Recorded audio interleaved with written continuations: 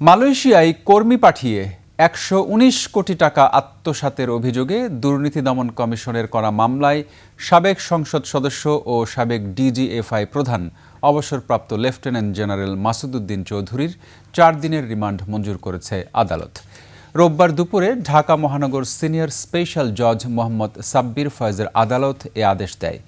এদিন মামলার তদন্ত কর্মকর্তা দুদকের সহকারী পরিচালক মোহাম্মদ আবুল কালাম আজাদ আসামিকে জিজ্ঞাসাবাদের জন্য ৭ দিনের রিমান্ড চেয়ে আবেদন করেন। আদালতের রিমান্ড আবেদনের উপর শুনানি করেন দুদকের পাবলিক প্রসিকিউটর মীর আহমেদ আলী সালাম। অপরদিকে তার রিমান্ড বাতিল চেয়ে জামিনের আবেদন করেন আসামি পক্ষের আইনজীবীরা। উভয় পক্ষের শুনানি শেষে রিমান্ডে নেয়ার ওই আদেশ দেন আদালত।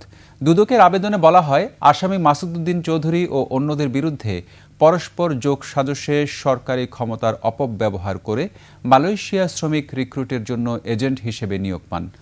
সরকার নির্ধারিত ৭৮,৯৯০ টাকা থাকলেও আসামিরা অতিরিক্ত টাকা নেয়।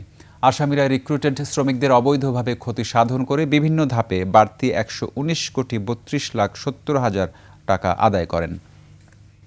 পাসপোর্টের জন্য ১০,০০০ টাকা করে, এতে প্রায় ১২ কোটি টাকা, প্রায় ১৩ কোটি টাকার মতন এখান থেকে নিয়েছেন এবং ওই ৭৮,০০০ টাকার বাইরে অতিরিক্ত ১,৫০,০০০ টাকা করে ১০৬ কোটি টাকা, অর্থাৎ টোটাল তিনি ১১৯ কোটি টাকার গ্রহণ করেছেন এবং সেটি গ্রহণ করে সেটি স্থানান্তর এবং রূপান্তরের মাধ্যমে মানি লন্ডারিংয়ের